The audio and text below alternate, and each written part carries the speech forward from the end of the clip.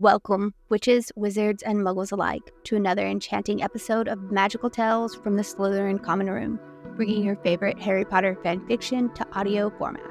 So sit back, relax, and lock your headphones and let the magic begin. Apostasy by Deydralinne. Chapter 34, Italy. Hermione had never been to Italy before. It was a shame that her first visit here was under such unpleasant circumstances. Alicia was not a pleasant woman, and perhaps it was the way that Hermione, Blaise, Ginny, and Theo had barged in here, but something told Hermione that perhaps she was just a bitch all the time. Alicia was in her late 30s, early 40s, had mousy brown hair and cold, hard brown eyes. The witch was thin and had a stern face, a face that was looking up at Hermione, pinched in great annoyance. "I am certain that I did not have an appointment with you today, Miss Granger." Hermione had noticed that she was almost exclusively called Miss Granger by people who did not like her or people who were trying to impress authority over her. In the case of the Italian magical minister, Hermione suspected it was both. "No, you did not," Hermione mumbled absently, browsing the woman's bookshelf instead. "And yet, here you are." Alicia sighed in frustration. She was likely used to people getting to the point quickly. Most politicians did. Their time was precious, usually. "And yet, here I am," Hermione parroted, pulling a book from the shelf, flicking through it, and discarding it on her desk, much to the minister's annoyance.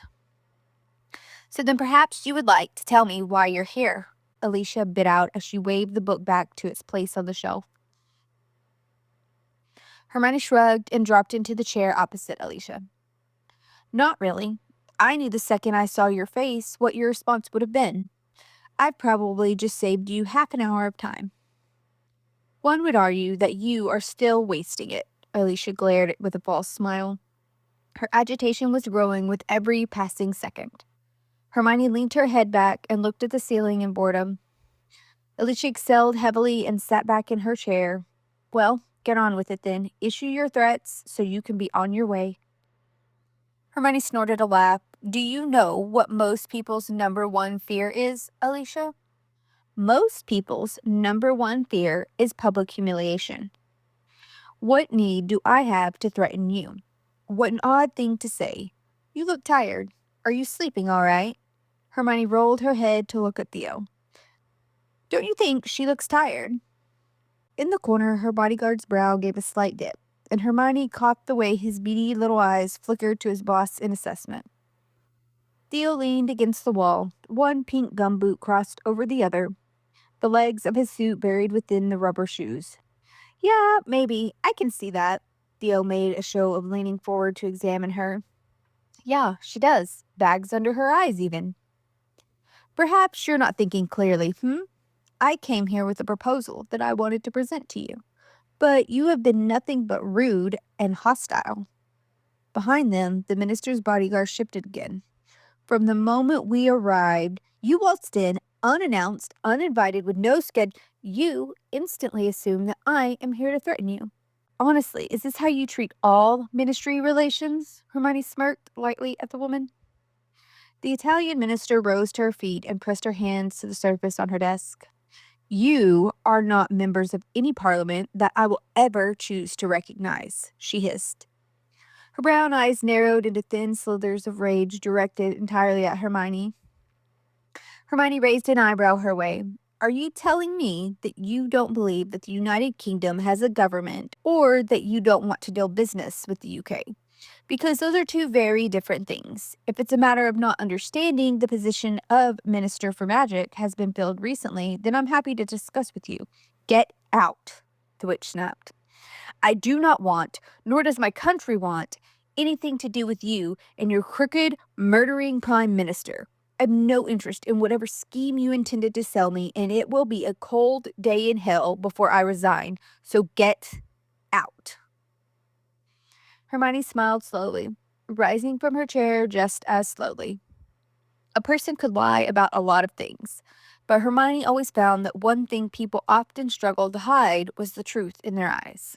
And right now, Alicia's eyes said panic. All right, sorry to have bothered you and wasted your time. The others followed her from the office and past the receptionist, whom Hermione had ignored entirely on her way in. The round, short woman glowered at her venomously. No one said a single word as they rode the old elevator down to the ground floor. Hermione smirked smugly, but it wasn't until they exited the building and apparated to the abandoned house in Craco that she turned to Ginny and Blaise with questioning looks. Ginny nodded, and Hermione hummed, pleased. It was a tiny little bug, Muggle originally in design, that she had built upon. She had made it minuscule, brought it to life in mere hours. A tiny little bug that had burrowed its way into the ear canal and then the brain of Alicia's bodyguard. Another in her receptionist, and several more in everyone they had passed by. A listening device that would pick up on the small, insignificant phrases. Do you think she looks tired? And future criticisms that would be potentially harsh. It gathered it all and repeated it back to the host's subconscious. It would be undetectable. When people started turning on her, the first thing Alicia would do would be to check if their memories had been tampered with. They had not. But small little things that would normally slip up suddenly didn't seem so unimportant anymore. Alicia would soon become a desperate mess in her attempts to prove to her own government that she wasn't unraveling at the seams. She would begin to look crazy in accusations that Hermione had done something. Granted, it was on the slower side of Hermione's usual plans of attack, more manipulative and fueled by gaslighting, but it would get the job done. Alicia's dismissal of any effort to engage in a discussion with Hermione and the UK would reflect less on Italy and more on the slow insanity that it would appear Alicia had undergone. It would mean that they got their guy elected as minister. The Parliament and all its deputies and senators would be less opposed to completely dismissing them again, especially after the headlines that would be making their way across English and French papers, singing the praises of the end of the war, of the good that Tom was doing. Well done, you lot. Hermione crept over the window, letting the light catch and reflect off the blade of her knife. She directed it into a house on the next lane over. A few seconds later, a small circular beam of light bounced back at her, the face of Draco's watch being its source. On the other side of the room, Blaise was doing the same thing, alerting Pusey and Rowell's team that they were ready to move in. Initially, Hermione had wanted Tiberius. She wanted to make sure that this was his last mission the old bastard ever went on. But in the end, after examining the logistics, it hadn't been worth the risk of him fucking it up on purpose. Louis was precious cargo, and so far from what she had seen of Pusey and the things she had heard, he would be a better fit for the job. Rowell had been Daphne's suggestion, apparently a bit of a jerk, but direct and got the job done. Besides, she had another plan for Tiberius, something much more fitting. All right, people, it's game time. Everyone remembers their positions. Blaise would need to go and meet up with Draco and Daphne, while Pansy and Theo would need to slip into the next house over. Hermione had agreed with Draco when he had lectured the entire house on the sloppiness that has surrounded them lately. Ginny had been kidnapped, herself had nearly died, Theo could have died, and Blaise had been stunned. They needed their heads on straight today. Blaise said quietly, catching her arm as she moved back toward the cupboard where they had stashed their gear earlier during their scope of the place. Please watch. If you think I'm letting her out of grabbing distance, then you are crazy, Blaise Zabini. She is safe this time, I promise. She whispered back sincerely to her best friend's husband. He nodded his appreciation, but her own anxiety about Ginny being in the field has mirrored back to her on his face. Hermione would never, not in a million years, turn around and tell Ginny to stay home. This is what they did. This was their lives, and this was their skill sets. But it didn't mean that she had to like it. Not so soon after how spectacularly it had gone wrong last time. Blaise let her arm fall back to her side, shed his coat, and scooped up his bag before kissing Ginny on the forehead and slipping out the door like a ninja into the abandoned town of Craco. Even Theo slipped off the gumboots that she never saw him without anymore, the ones Draco had spent 2 hours arguing with him about that morning, and had donned a pair of black combat boots instead. It was yet another thing that Hermione liked about being on this side now. The quality of their fighting gear was far superior to that of the Orders. I mean it, Jen, within my reach at all times. Hermione glanced to look at Ginny to make sure she understood. It was far too soon for any of them to be back in the field after such a horrible week. It had only really been days, especially against an enemy they had no experience with. But they had a job to do. She had given Renaud her word that they would do everything they could, and she wasn't about to go back on it now. Ginny nodded. Her anxiety had been buried deep, obviously. Theo stopped between them without any of his classic cheerful, cheeky grins that lightened any mood. Just so you know, I'm in the lead, and after today, I doubt you will catch up. Hermione soured. How do you figure that? Theo smirked smugly. I killed 13 in the last raid. Hermione's mouth opened and closed several times. You mean the raid where I nearly died? You're going to count that? Theo nodded confidently. His mischievous demeanor shone brightly. And the shopping center. Nope.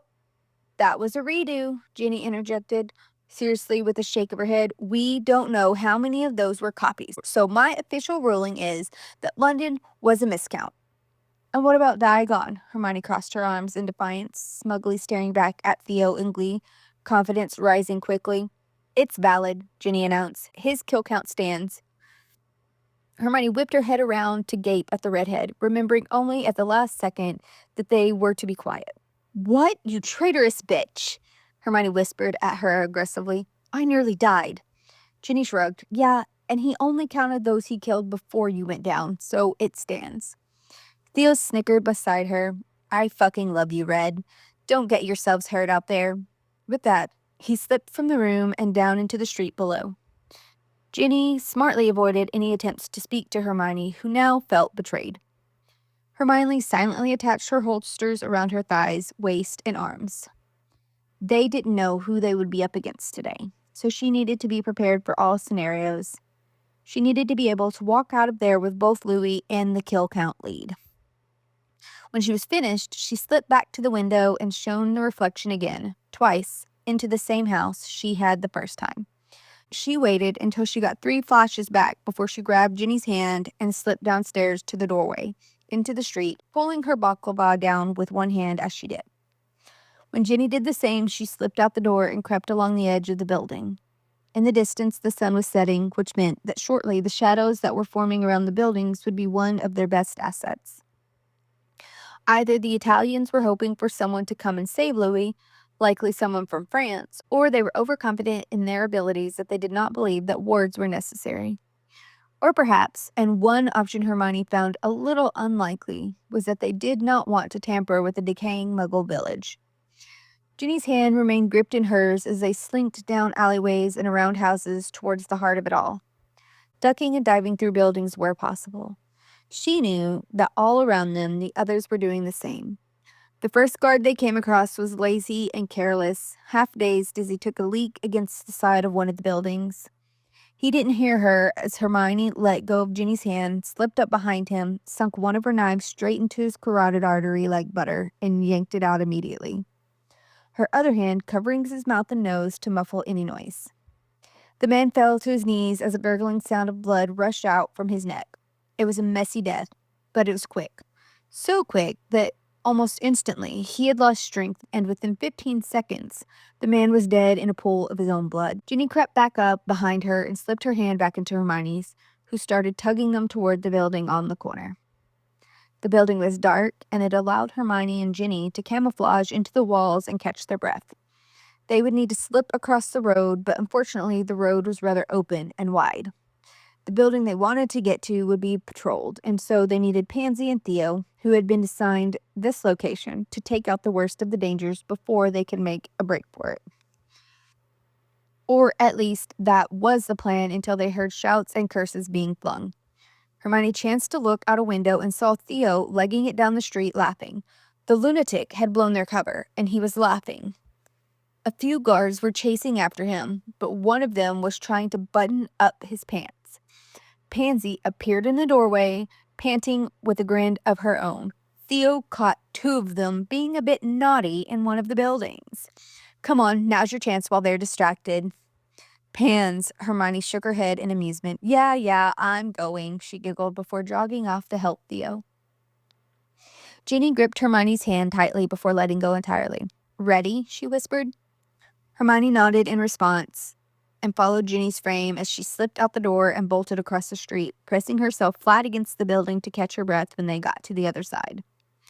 By now, the alarm had been raised, and there were shouts in Italian coming from all over the outside of the building above them. Inside, Hermione could hear the thundering of approaching feet as at least 2 people were running down the stairs towards the door currently situated between them. Ginny gave her another nod and mouthed out a countdown from 3. Hermione whipped her wand to the inside of the building and fired an Avada curse effortlessly at a man whose body fell, tripping another man behind him. Ginny's curse landed on a woman behind him. A knife was already leaving Hermione's hand and embedding itself into the throat of the guard who tripped. A third man came out of nowhere and swung at Hermione, successfully landing a punch across Hermione's cheekbone with a sickening crack. She stumbled back and tried to shove down the throbbing in her cheekbone, but her eyes were watering and had taken her by surprise. So far, these guys had seemed rather incompetent, but this guy might actually pose a threat.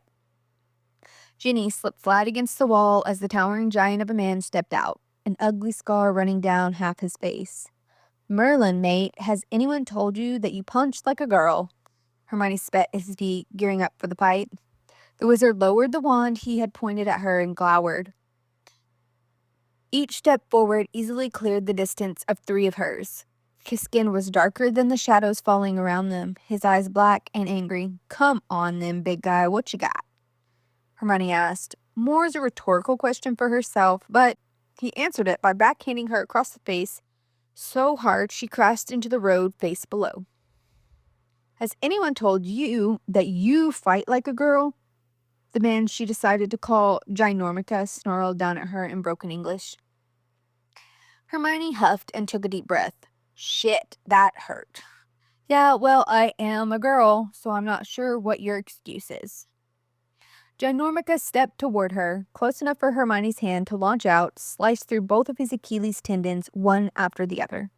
He let out a hiss of pain as he fell forward onto the pavement, her instincts to roll coming seconds before his body collapsed where she had been. Ginny fired a killing curse his way while Hermione lay there panting for a second. Her face really fucking hurt, but she would have to deal with that later. She forced herself to sit upright and climb back to her feet, driving a knife down into the back of his skull just to make sure.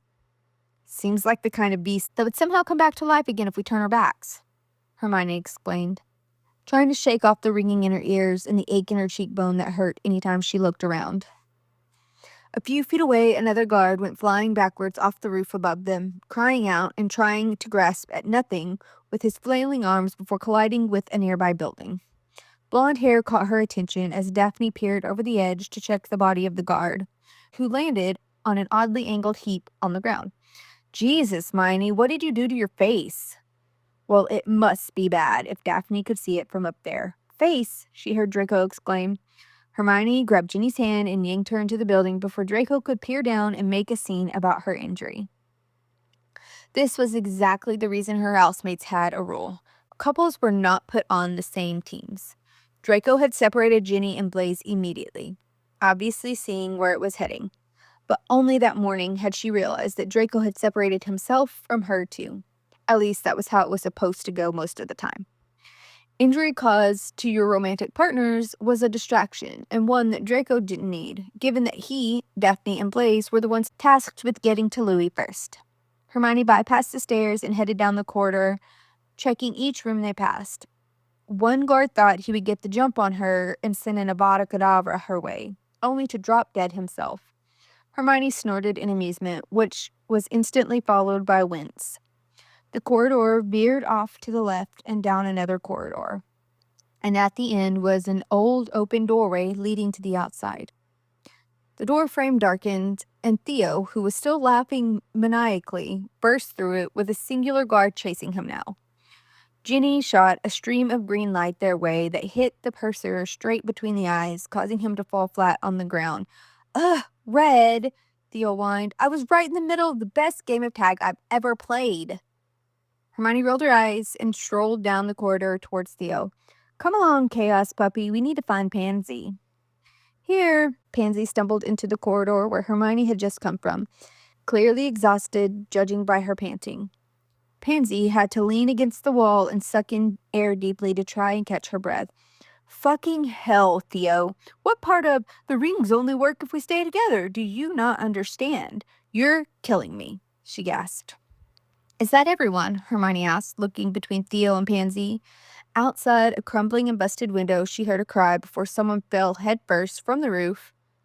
The sound of their skull hitting the stone was audible. Well, now that should be everyone, right? Theo shrugged helpfully. I killed 6 that I ran into chasing after this lunatic, Pansy grumbled, waving her hand in Theo's direction. Just think, I have made your life better, Pans, Theo smirked. Now, when we get home, you will add long-distance running to your workout regime. Theo lit up in a grin that quickly died when he saw Pansy's mutinous glare his way. Hey guys, Daphne's voice called from a stairwell behind them. All 4 of them quickly trotted back toward the stairwell that had been in the foyer. The town was old and crumbling around them. The floor was practically just dirt and broken tile and a lot of crumbled stone. The stairs, though looked a little dodgy, had been sturdy enough for the men who had bounded down it earlier. Yeah, Hermione called back, trying to look and see if she could see Daphne on the landing above. We found Louis. He's up here, Daphne's voice called back down. The landing above was dusty, bloody, and littered with bodies. Draco took one look at her face and audibly snarled. Hermione brushed past him, ignoring his theatrics, and came up short at the side of Louis. Blaise had just lowered him down from a hook that had held him upright, chained and hanging from the ceiling. His body was bruised black and blue, and his bare chest was littered with dirt and wounds, some of which looked infected. Pusey stepped into the room, followed by several of his men, all of whom seemed to be as shocked by Louis's appearance as she had been. All clear, Adrian mumbled with a nod. Louis didn't seem entirely conscious, but conscious enough that the one eye that wasn't swollen nearly entirely shut blinked, shuddering as he tried to focus on her. Hey, Louis, she smiled at him. I don't know how to tell you this, mate, but you look like shit. He got half a laugh out before he fell forward into Blaise's arms, coughing profusely and clutching at his ribs. Hermione turned and whispered to Pansy as quietly as she could. We need to get him to the hospital quickly. Pansy pulled out a handkerchief from the pouch on her hip and unfolded it to reveal a little gold key, shimmering in what little daylight remained, which wasn't much. Is he in good enough condition for that? Theo hissed, eyeing the port key with uncertainty. Hermione shrugged. I don't think we have another choice.